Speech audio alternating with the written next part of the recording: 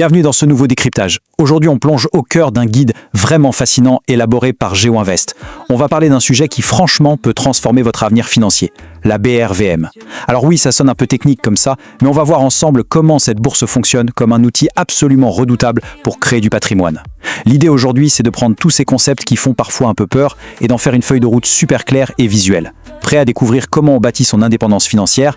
C'est parti!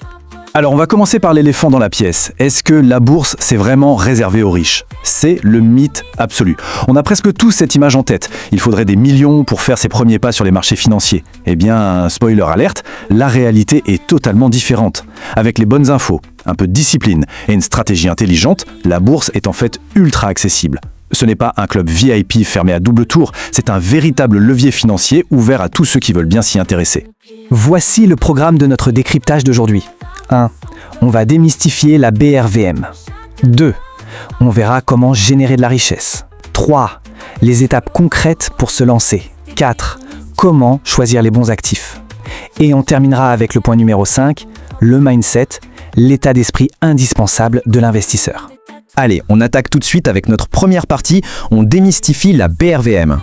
En gros, la BRVM, ou Bourse régionale des valeurs mobilières, ce n'est pas juste un petit marché local, c'est un énorme hub financier. Elle regroupe les forces économiques de 8 pays d'Afrique de l'Ouest. L'espace UMOA, donc on parle de la Côte d'Ivoire, du Sénégal, du Mali et j'en passe.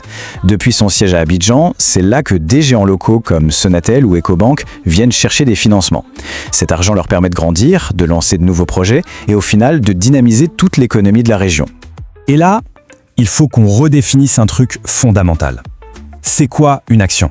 En fait, il faut arrêter de voir ça comme un ticket de loto. Acheter une action, c'est littéralement devenir copropriétaire d'une vraie entreprise. Vous devenez associé de leur succès. Si le business tombe bien et fait des bénéfices, eh bien en tant que copropriétaire, vous gagnez de l'argent. C'est ça la vraie magie de l'investissement boursier. Ce qui nous amène logiquement à notre deuxième partie. Comment on génère cette fameuse richesse en bourse? Concrètement, il y a 2 grands moteurs pour faire grandir votre argent, et c'est super important de bien les comprendre. D'un côté, on a les dividendes. Ça, c'est la part des bénéfices que l'entreprise décide de vous verser régulièrement. C'est du revenu 100% passif. Et de l'autre, on a les plus-values. Ça, c'est le gain que vous faites quand le prix de votre action grimpe sur le marché par rapport au moment où vous l'avez acheté. Pour bien comprendre, regardons ces chiffres. C'est très parlant. Imaginez que vous ayez 100 actions d'une boîte solide qui chouchoute ses actionnaires. Si elle vous verse un dividende de 1000 francs CFA par action, le calcul est vite fait. Bam, ça vous fait un paiement total de 100 000 francs CFA juste en dividende, sans rien faire. C'est la puissance d'un argent qui travaille tout seul et génère du cash flow. Et pour la plus-value, ça donne ça. Disons que vous achetez une action à 5 000 francs CFA. Vous êtes patient, l'entreprise grandit, et plus tard, le marché évalue cette même action à 7 000 francs CFA. Vous venez de faire un profit net de 2 000 francs CFA par action. Multipliez ce petit profit par le nombre d'actions que vous possédez et vous comprenez vite comment un patrimoine peut complètement décoller. C'est bien beau la théorie, mais on passe à la pratique. Section 3, quelles sont les étapes pour se lancer? Rassurez-vous, c'est un processus hyper direct en 3 petites étapes. D'abord, vous devez choisir ce qu'on appelle une SGI, une société de gestion et d'intermédiation. Des institutions comme BOA Capital ou FGI par exemple. Ce sont les seuls intermédiaires autorisés à acheter sur le marché pour vous. Étape 2, chez eux vous ouvrez un compte titre. Voyez ça comme un compte bancaire classique, mais fait pour stocker des actions. Et enfin, l'étape 3, vous y déposez votre capital de départ, tout simplement.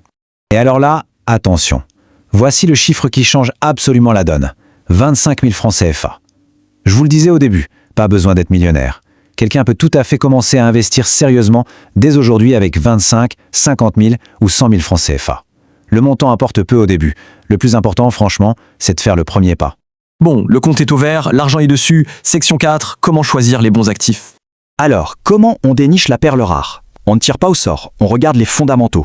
On veut une entreprise qui fait des bénéfices réguliers, qui est gérée d'une main de maître, avec un business model stable et un beau potentiel de croissance. Mais attention au dernier point, il est crucial, le prix d'achat. Même la meilleure entreprise du monde devient un très mauvais investissement si vous l'achetez à un prix complètement déconnecté de sa valeur réelle. Et pour trouver ce fameux prix d'achat idéal, les pros ne jouent pas aux devinettes. Ils utilisent l'analyse technique. On parle d'outils comme le RSI, le MACD, les niveaux de Fibonacci ou les moyennes mobiles. Ne vous laissez pas intimider par le jargon. En gros, ce sont juste des outils visuels et mathématiques qui permettent de lire le marché et de repérer le moment parfait pour passer à l'action. Au final, sur les marchés, il y a deux salles, deux ambiances. La mauvaise méthode, c'est d'acheter au hasard, ou de se laisser guider par la peur et la cupidité. C'est la recette du désastre. À l'inverse, la bonne méthode, celle des gagnants, c'est d'être méthodique. On achète progressivement, on diversifie pour ne pas mettre tous ses œufs dans le même panier, et le secret absolu, on réinvestit ses dividendes pour créer cet effet boule de neige. Et ça nous amène naturellement à notre dernière grande partie, section 5, l'état d'esprit de l'investisseur. C'est ici que la vraie magie opère grâce aux intérêts composés. L'impact de la régularité, c'est juste monstrueux. Prenez l'habitude d'investir, disons, 100 000 francs CFA par mois. Faites-le pendant 10 ans, et surtout réinvestissez chaque centime de dividende que vous touchez. Cette combinaison de régularité et d'intérêts qui génèrent eux-mêmes des intérêts, c'est littéralement l'autoroute mathématique vers l'indépendance financière. Pour aller encore plus loin, la stratégie optimale, c'est de diviser votre portefeuille. Le gros morceau, vous le gardez pour du long terme. L'objectif, accumuler de superbes entreprises et encaisser les dividendes année après année, sans stress. Et une plus petite partie de votre capital, vous l'utilisez pour du trading tactique. Vous profitez des baisses irrationnelles du marché pour acheter bas et vous revendez lors des pics d'euphorie. C'est le combo gagnant. Évidemment, il y a des pièges énormes à éviter. L'émotion est votre pire ennemi en bourse. Ne suivez jamais les rumeurs bidons sur les réseaux sociaux. Évitez absolument de tout miser sur une seule entreprise, c'est beaucoup trop risqué. Et surtout, oubliez l'argent facile et rapide. La bourse, c'est un système conçu pour prendre l'argent des gens impatients et de donner aux gens disciplinés. On va se quitter sur cette citation parfaite tirée directement du guide de GeoInvest. La bourse n'est pas un casino. La bourse est un outil de création de richesse et de patrimoine. Tout est dit. Avec la bonne éducation, une vraie stratégie et une vision long terme, le marché n'est plus un jeu de hasard. Ça devient votre meilleur allié. Alors je vous pose la question. Si on peut ouvrir un compte avec seulement 25 000 francs CFA aujourd'hui, quelle est la véritable excuse qui vous retient encore de bâtir votre propre liberté financière ? On plonge direct dans ce décryptage. Aujourd'hui, on va parler d'une semaine complètement folle sur la BRVM du 18 au 22 mai 2026. On a assisté à une dynamique spectaculaire. Et le vrai déclencheur de tout ça, c'est une action dont tout le monde parle en ce moment, la CIE. Notre but aujourd'hui, c'est de décortiquer tout ça de manière ultra objective pour vraiment comprendre ce qui a allumé la mèche de cette explosion sur les marchés. Ok, voici comment on va structurer tout ça. D'abord, le réveil du marché, ensuite on passera au tops et flops, bien sûr on va s'attarder sur le phénomène CIE, puis sur la surchauffe technique que ça a provoqué, et on terminera avec les stratégies et perspectives. Allez, on commence par notre première partie, le réveil du marché et ce fameux retour de la confiance. Pour bien comprendre ce qui se passe, faut d'abord prendre un peu de recul. La BRVM est clairement en train de se réveiller. L'ambiance change totalement. Le BRVM Composite grimpe de plus de 2%, le BRVM 30 suit le rythme avec plus de 1,5%. Concrètement, c'est le signe évident d'un vrai retour de la confiance globale. Et ce qui est super intéressant, c'est qu'on observe une rotation sectorielle sur les grandes capitalisations. Ça veut dire qu'on n'est pas juste sur de la spéculation isolée, mais sur une vraie dynamique d'achat beaucoup plus saine et réfléchie.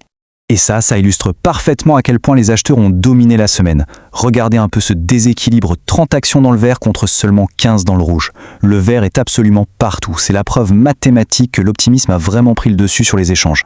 On passe à la section 2, les tops, les flops et les vrais moteurs de ce marché. Évidemment, derrière cette hausse globale, il y a des mouvements très différents qu'il faut absolument regarder de plus près. Côté hausse, au-delà de l'explosion de la CIE à près de 23%, on a un super réveil du secteur bancaire. NSIA Bank fait un bond impressionnant de 20%. Et l'automobile n'est pas en reste avec Tract Afrique qui frôle les 14%. A l'inverse, du côté des baisses, ça recule un peu pour des dossiers comme AGL, Bernabé et CFAO Motors. Le marché prend juste une petite distance temporaire sur ces valeurs. Mais attendez, il faut qu'on s'arrête 2 secondes sur ce chiffre. 86 022. C'est le volume exact d'actions AGL échangées. Même si le prix a baissé de presque 3%, un volume aussi colossal, ça ne trompe pas. C'est la preuve qu'il y a une vraie bataille stratégique féroce entre acheteurs et vendeurs en coulisses. Bref, il se prépare quelque chose. Bon, on attaque le gros morceau. Section 3, le phénomène CIE, le véritable moteur de toute cette dynamique. Là, on touche au cœur du sujet. 4401%. C'est juste énorme. Le volume de transactions quotidien de la CIE a représenté 441% de sa moyenne mensuelle. C'est le signal le plus puissant possible pour montrer un intérêt institutionnel extrême. On ne parle pas de petits ajustements ici, on parle de très gros capitaux qui se sont mis en mouvement de façon ultra coordonnée.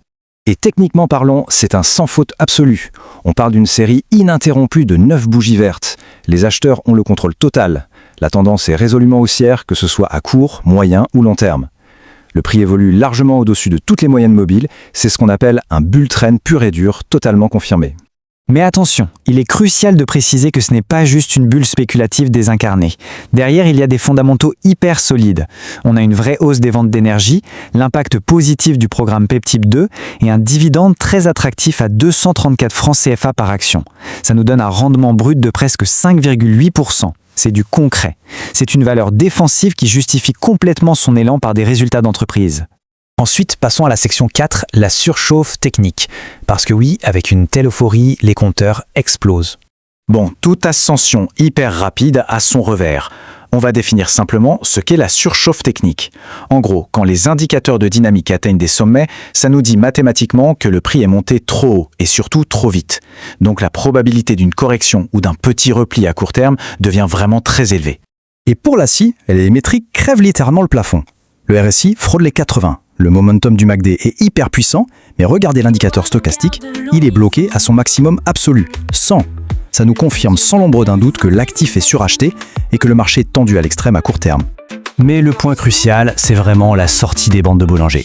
Le cours a explosé la bande de volatilité supérieure, passant à plus de 4000 francs alors que la limite haute était autour des 3800. Quand un prix s'échappe avec une telle force, la rationalité passe par la fenêtre. On est en plein dans l'achat émotionnel pur, c'est l'euphorie spéculative en temps réel. Ce qui nous amène à notre dernière section, les stratégies et perspectives. Comment on navigue là-dedans en restant objectif ? Alors, face à des fondamentaux solides mais des indicateurs en pleine surchauffe, l'approche est limpide. Si on vise le long terme, l'entreprise est excellente, mais acheter massivement après un bond de 30% dans le mois, c'est franchement déconseillé. La logique, c'est d'attendre un repli vers la zone des 3500 à 3850 francs. À court terme, c'est encore plus délicat. Le ratio risque-rendement est nettement moins bon parce que le marché est suracheté. Dans les deux cas, l'analyse des chiffres nous crie d'être patient. En gros, pour ceux qui ont déjà des positions, la stratégie c'est de conserver, du moins tant que le support critique des 3700 francs tient bon. Pour les traders plus agressifs, oui, les algorithmes n'excluent pas une poussée vers les 4200 ou 4400 francs, mais attention, attendez-vous à faire face à une volatilité absolument extrême. Alors, qu'est-ce qu'on surveille pour la semaine prochaine ? 3 choses principales. D'abord, on va scruter les volumes pour comprendre si c'est de l'accumulation saine ou si les gens commencent à prendre leurs bénéfices. Ensuite, on garde un œil très attentif sur le secteur bancaire qui commence vraiment à se réveiller. Et enfin, on guette les éventuelles cassures sur les niveaux de résistance technique. Pour résumer un peu tout ça, il y a cette observation tirée des rapports d'analyse qui est super pertinente. Lorsque les volumes reviennent et que les indices repartent à la hausse, le marché commence souvent à préparer les prochaines grandes opportunités. C'est fascinant de voir comment ces cycles se forment. Ce qui nous laisse sur une ultime question pour clôturer ce décryptage. Avec ces capitaux institutionnels qui affluent massivement d'un côté et des indicateurs qui crient à la surchauffe de l'autre, sommes-nous collectivement préparés à affronter la volatilité inévitable juste avant que la prochaine vraie opportunité ne se dessine ? C'est tout le paradoxe de ce marché en plein réveil. Un grand merci d'avoir suivi cette analyse. On espère que ces données vous aideront à y voir plus clair.